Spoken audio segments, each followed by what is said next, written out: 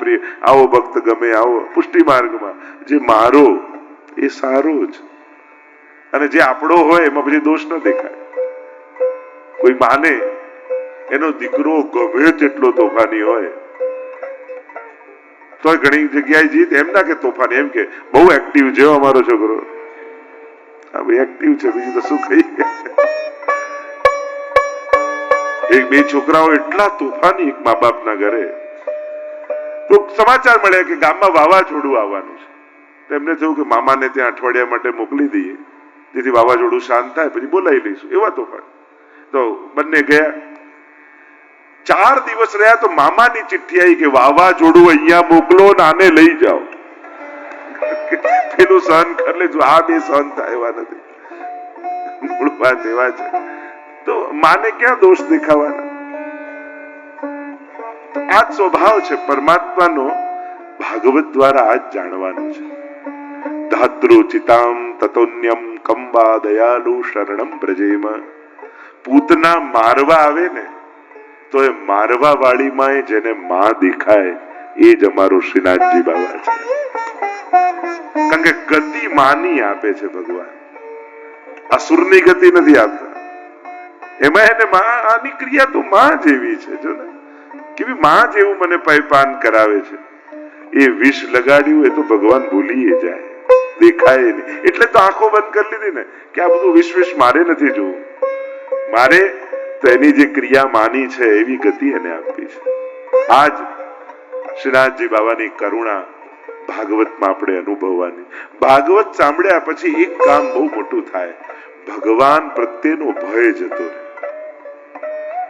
જે ઠાકોરજીના નામે આપણે ડરેલા હોઈએ ને એ ભય નીકળી જાય. મેં તો ઘણા જો જે હવે બીક નથી લાગતી હો ઠાકોરજીની. પેલા તો સેવા પધરાવતા ડર લાગતો, બ્રહ્મ સમર લેતા ડર લાગતો, પુષ્ટાવતા ડર લાગતો, ને સગડી ભોગ ધરતા ડર, બધામાં ડર. અરે ભગવાન તો આનંદ રૂપ છે. એ દોષ જોવા થોડી બેઠો છે. પ્રભુ તો કેટલા કોમળ સ્વભાવ વાળા છે. અરે કદાચ દૂધમાં ખાંડ નાખવાનું ભૂલી ગયા, ઘરના લોકો ગુસ્સો કરશે, ઠાકોરજી ક્યારે નહીં કરે. એ તો એમ જ તારો હાથ લાગ્યો ને એટલો મીઠો છે ને, મને તો એમાં જ એની મધુરતાનો અહેસાસ થાય.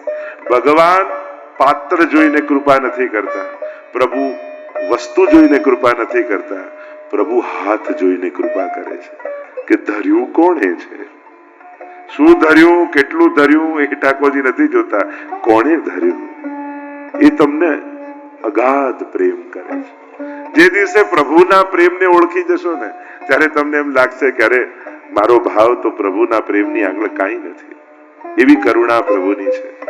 તો આ વ્રજ ભાગવત મહોત્સવમાં વ્રજની યાત્રા જયારે સાથે સાથે કરવાના છીએ તો એ વ્રજની મહિમાને સાથે ગાતા ગાતા આપણે આનંદ કરવાના છીએ. શ્રીમદ ભાગવતની આ મહિમા અનેક પ્રકારથી અનેક શાસ્ત્રોમાં, ભાગવતની અંદર પણ વ્રજની મહિમા છે. એટલે કે વ્રજ અને ભાગવત અન્યોન્ય છે, જુદા નથી. ભાગવતમાં મહત્તા જ આ વ્રજની લીલાને કારણે છે. બાકી અન્ય કથાઓ તો અન્ય પુરાણોમાં છે, પણ સારસ્વત કલ્પના દ્વાપરમાં પ્રગટેલા પ્રભુની કથા એ શ્રીમદ ભાગવતમાં છે. એટલે જ અન્ય પુરાણો કરતા ભાગવતની મહિમા છે. એની પણ કથાઓ આગળ આપણે જેમ જોતા જઈશું એમ ગાતા જઈશું. વ્રજ ભૂમિ અને જે પણ વસ્તુમાં વ્રજ લાગી જાય એની મહિમા વધી જાય. વ્રજવાસી, વ્રજ ભોજન, વ્રજ ભાષા, વ્રજ ભૂષા, જેમાં વ્રજ લાગે એની મહિમા વધી જાય.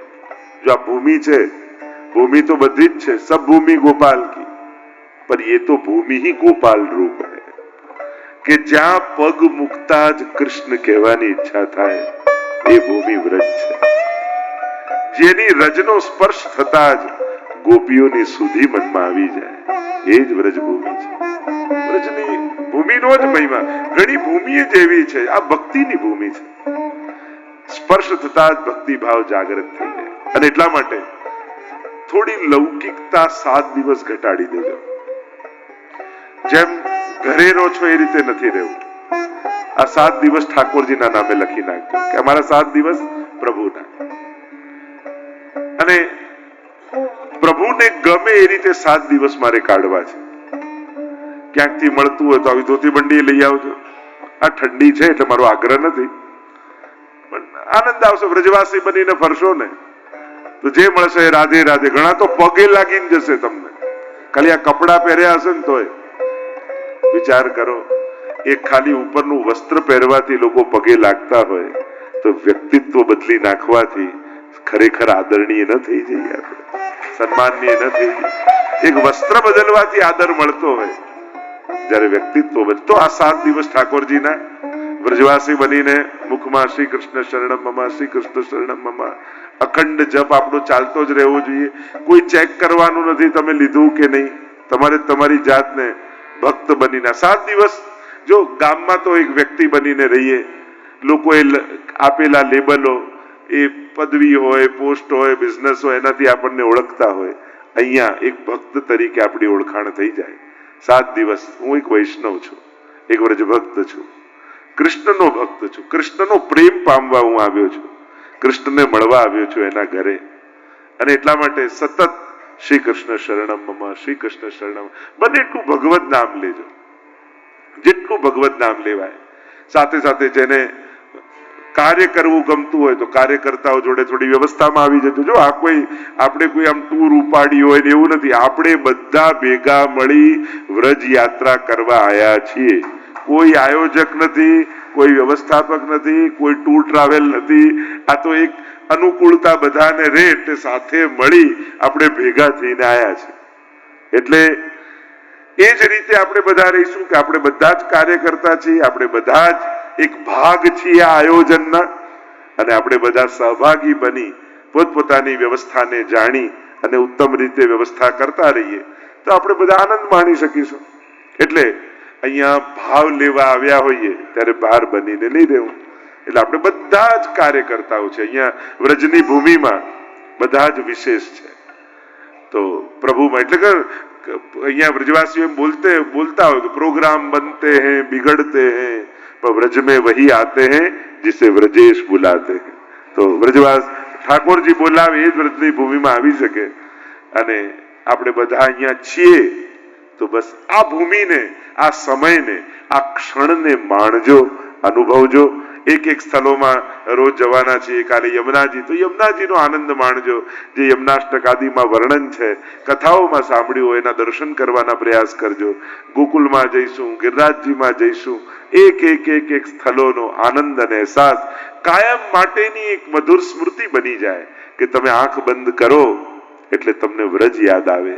એ રીતે વ્રજને 7 દિવસ વ્રજમાં રહેજો, 7મા દિવસને વ્રજને તમે લઈને જજો. વ્રજવાસી બનીને જઈશું, વ્રજને પોતાનામાં વસાઈને જઈશું. 2 પ્રકારના વ્રજવાસીઓ, એક જે વ્રજમાં વાસ કરે અને બીજા જેને વ્રજને પોતાનામાં વસાવી લીધું હોય, એ પણ એક વ્રજવાસી છે. તો એ રીતે પણ તો વ્રજ ભાષા કોશિશ કરજો, વ્રજ ભાષા બોલવાની.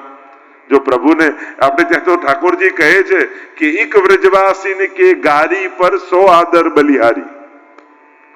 તમારી 100 સંસ્કૃતની સ્તુતિઓ કરતા ઠાકોરજીને વ્રજવાસીની ગાળ ગમે છે. અરે કાં જા રહ્યો, વ્રજની પણ અમુક શબ્દો છે. તો ઠાકોરજીને વ્રજભાષા બહુ પ્રિય છે. એટલે આ રહ્યો હું, જા રહ્યો હું, ખા રહ્યો હું, એમ થોડો પ્રયાસ કરજો. એટલે ઘરે જઈને કોઈ 2 શબ્દ બોલો તો એમને થાય કે આ વ્રજ જઈને બરાબર આયા છે, વ્રજનો રંગ ચડાઈને આયા છે. થોડો પ્રયાસ કરો. અંદર બોલતા હોય ત્યારે પુષ્ટિ માર્ગીય શબ્દોનો પ્રયોગ કરો. ભાષા ભૂષા, ભોજન, એમ તો વ્રજનું ભોજન ટિપિકલ જો વિચારવા જાઓ તો અહીંયા તો બેજર કી રોટી, ટેટી કો શાક, દહીં, આખું એનું કીર્તન ગાયું છે કે બ્રજ કો યહ મેવા એક ટેટી, જાકો હોત શાક સંદાનો ઓર બેજર કી રોટી. અહીંયા બેજરની રોટી, ટેટી એટલે કૈડા, જે તમે ગુજરાતીમાં કહો ને કૈડાનું અથાણું નાખતા હોય ને એને બ્રજભાષામાં ટેટી કહેવાય. આપણે ગુજરાતીમાં ટેટી એટલે પેલું ટેટી માનીએ, તો એ નહીં, એ કૈડા જે અથાણું નાખતા હોય ને તો એ નાના બોર જેવા આવે. એટલે એ ટેટી અહીંયાનું વિશેષ છે. અને વ્રજની 2 પ્રસિદ્ધ છે, એક ટેટી ને બીજું કંકોડા. જો શ્રીનાથજી બાબા જયારે ટોડકા ગનામાં પધાર્યા અને એટલા બધા કાંટા કાંકરા ને ત્યાં ચતુરા નાગા રહે નાગા સાધુઓ વર્ષોથી એમના મનમાં મનોરથ હતો એ ચતુરા નાગ શ્રીનાથજીની સેવા મને ક્યારે મળે. અને જયારે યવનોનો ઉપદ્રવ થતા હતા, મંદિરો તોડતા હતા, અને આ તો લીલા છે પ્રભુની. ગાડા પર બિરાજીને પધાર્યા ટોડના ઘનામાં શ્રીનાથજીની બેઠક, રાસ ચોતરો હતો, બિરાજ્યા. અને ત્યારે એમને થયું કે શું આરો ગાવું, અને કાંટા અને કાંકરા ઉગે શું, આટલી ઝાડીઓ કાંટાની, અને કંકોડા જોયા ઉગેલા કાંટાઓમાં, એ તોડ્યા.